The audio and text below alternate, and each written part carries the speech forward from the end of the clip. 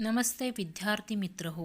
आज हम देखने जा रहे हैं उपयोजित लेखन में से निबंध लेखन। निबंध लेखन के 4 भेद हैं। पहला है वर्णनात्मक निबंध, विचारात्मक निबंध, आत्मकथात्मक निबंध, कल्पनात्मक निबंध। उसमें से जो आत्मकथात्मक निबंध दोस्तों, है वह हम आज देखेंगे। हम इस वीडियो में जानेंगे गद्य की एक गौण विधा के बारे में जिसका नाम है आत्मकथा। दोस्तों, तो देखते हैं हम अपने जीवन की घटनाओं का स्वयं लिखा हुआ विवरण आत्मकथा होता है। दोस्तों, जीवनी में तो क्या होता है, कोई दूसरा व्यक्ति हमारी कथा को लिखता है, परंतु आत्मकथा में लेखक स्वयं ही अपने विवरण अर्थात अपने जीवन के विवरण को लिखता है। आत्मकथा में पूरी ईमानदारी के साथ आत्मचित्रण करना होता है, जो एक कठिन कार्य है। दोस्तों, यदि आप आत्मकथा लिखने जा रहे हैं तो इसमें पूरी ईमानदारी के साथ आपको लिखना पड़ता है। इसमें झूठ का सहारा नहीं लेना पड़ता है। इसीलिए जो शुद्ध हृदय के व्यक्ति होते हैं, जो अच्छे व्यक्ति होते हैं, जो कभी झूठ नहीं बोलते हैं, वो ही आत्मकथा लिख सकते हैं। क्योंकि ये देखा जाता है, जो व्यक्ति आत्मकथा लिखते हैं, सत्य को उजागर करते हैं, उनके पारिवारिक जिंदगी में भूचाल भी आ सकता है। जैसे कोई स्त्री है, अगर स्त्री के साथ बलात्कार हुआ है तो उसको अपनी आत्मकथा में बताना पड़ेगा, ताकि इससे क्या होगा, दबी कुचली जो समाज की अन्य दबी कुचली स्त्रियां हैं उसकी आत्मकथा से प्रेरणा ले लें। अगर कोई लड़का है वो आत्मकथा लिख रहा है तो उसने कहीं पर नौकर का काम किया है, या फिर उसने कोई गलत कार्य किया है, या फिर कोई उसकी 4 शादियां हैं जो उसने छुपा रखी समाज से, वो उसे आत्मकथा में लिखनी पड़ेंगी, जो एक कठिन कार्य होता है। इसकी एकमात्र कसौटी है कि मैं अपने आप को कितनी निर्ममता से छील सकता हूं। दोस्तों, आत्मकथा की एकमात्र कसौटी होती है कि मैं अपने आप को कितनी निर्ममता से छील सकता हूं।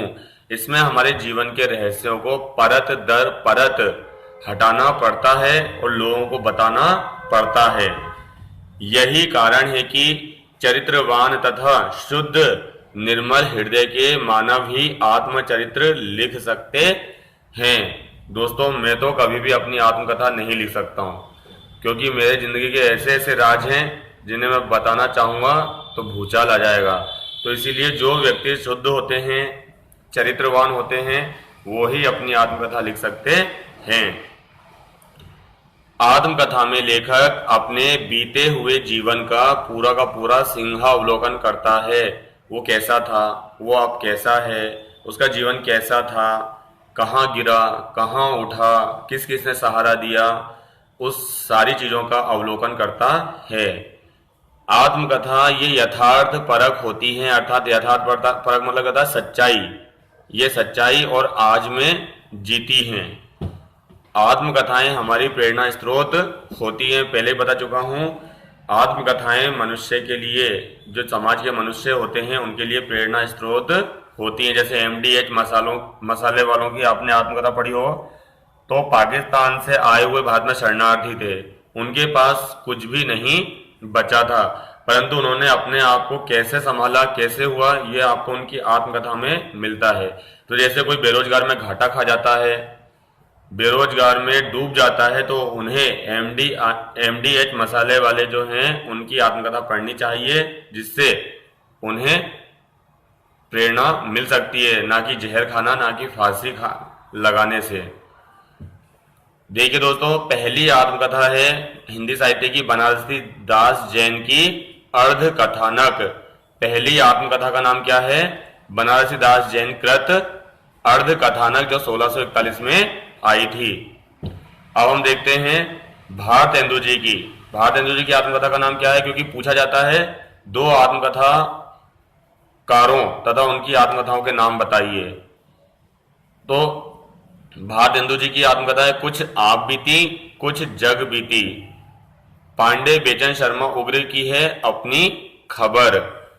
और हरिवंश राय बच्चन की आत्मकथा को 3 भागों में बांटा गया है। धन्यवाद दोस्तों। जय हिंद, जय भारत। उदाहरण के तौर पर देखते हैं भिखारी की आत्मकथा। नमस्कार दोस्तों, फिल्मी public studio present the audio book. कहानी भिखारी की आत्मकथा। दिसंबर का महीना था। कड़ाके का जाड़ा पड़ रहा था। धूप में बैठना अच्छा लगता था, इसलिए मैं दरवाजे पे कुर्सी लगाकर बैठकर समाचार पत्र पढ़ रहा था। तभी सामने की ओर से आवाज आई, बाबूजी, एक रोटी मिल जाए, बहुत भूख लगी है। मैंने दरवाजे की ओर देखा। सामने एक भिखारी खड़ा था।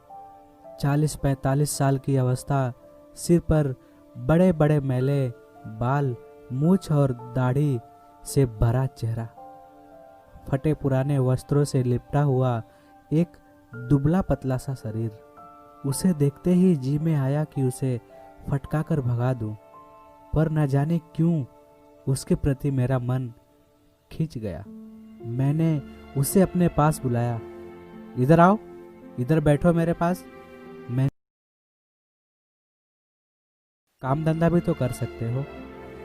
भीख मांगकर खाने से मेहनत की कमाई खाना कई गुना अच्छा है। मेरी बात सुनकर भिखारी लज्जा से सिर झुकाए थोड़ी देर तक चुप कर बैठा रहा।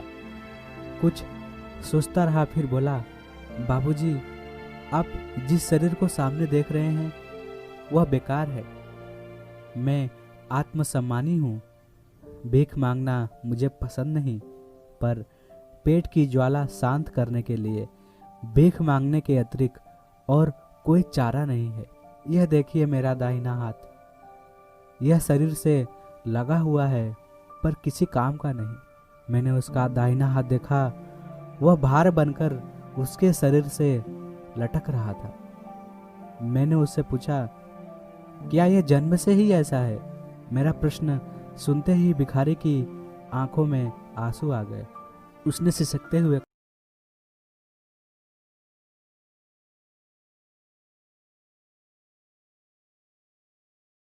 इसी हाथ ने मुझे भिखारी बना दिया साहब। आज से 4 साल पहले मैं अपना सारा काम इसी हाथ से करता था और अपने बाल बच्चों का पेट भरता था, परंतु अब भिखारी आगे कुछ कहने ही जा रहा था। मैंने बीच में उसे टोक कर पूछा, क्या तुम भीख मांगकर अपने बच्चों का पालन पोषण करते हो? क्या तुम्हारी पत्नी कोई भी मेहनत मजदूरी नहीं कर सकती? बाल बच्चों के संबंध में प्रश्न करते ही भिखारी फफक फफक कर रोने लगा और धीमे स्वर में कहा, बाबूजी, बाल बच्चों की चर्चा कर आपने मेरा घाव ताजा कर दिया। मैं यहाँ का नहीं हूँ, गुजरात के एक गांव का रहने वाला हूँ। उस गांव में मेरा भी अपना घर था, खेत बाड़ी था, मेरा एक खुशहाल परिवार था, एक अच्छी सुंदर पत्नी थी, मेरे 2 बच्चे थे। एक गोद में था और दूसरा 3-4 वर्ष का था। हम दोनों पति पत्नी मेहनत मजदूरी करके अपने बाल बच्चों का पालन पोषण करते थे। आज से 4 साल पहले की बात है। वहाँ भूचाल आ गया। बहुत से लोगों के घर गिर पड़े और बहुतों की मृत्यु हो गई। मेरा घर भी गिर गया बाबूजी, और उसी में दबकर मेरा पूरा परिवार हमेशा के लिए सो गया। सरकारी सहायता मिलने से दौड़ धूप करने वालों के दिन फिर से लौट आए, परंतु मैं उससे वंचित रह गया। मेरा घर और खेत गांव वालों ने हड़प लिया। ऐसी स्थिति में चारों ओर से निराश होकर मैं यहाँ चला आया। कई बार आत्महत्या करने का विचार मन में आया, पर मैं उसे पाप समझकर नहीं कर सका। यहाँ मुंबई आने पर काम की खोज में मैं इधर उधर घूमता रहा। मुझे कोई काम देने को तैयार नहीं था। जो पूंजी मैं गांव से लेके आया था वह भी धीरे धीरे समाप्त हो गई। ऐसी दयनीय स्थिति में मुझे भिखारी बनना पड़ा बाबूजी। दिन भर इधर उधर मारा मारा घूम फिर कर भीख मांगता था और अपना पापी पेट भरकर फुटपाथ पर सो जाता था। एक दिन दोपहर का समय था। मैं सड़क के किनारे से जा रहा था। अचानक से पीछे से मोटरसाइकिल का धक्का लगा और मैं मोटरसाइकिल तेजी से निकल गई और मैं मूर्छित वहीं पड़ा रहा। कुछ देर बाद जब मुझे अपनी स्थिति का आभास हुआ तो मैं एक अस्पताल में पड़ा हुआ था। मेरा दाहिना हाथ उखड़ गया था। डॉक्टरों ने उसे बचाने का बहुत प्रयास किया पर सब बेकार हो गया। अब मैं किसी काम का न रह गया, अकेला हूँ और रोते बिलखते अपने जीवन की गाड़ी खींच रहा हूँ। आप लोगों की दया का ही मुझे भरोसा है। अपनी करुण कथा सुनाकर भिखारी पूरा शांत हो गया। वह उठा और वहाँ से जाने लगा। मैंने उसे रोका, अरे रुकिए भाई। उसे रोका और भरपेट खाना खिलाया, कुछ पुराने कपड़े दिए और कुछ रुपए दिए। उसने इसके बदले मुझे बहुत सारा आशीर्वाद दिया और वहाँ से चला गया। तो दोस्तों,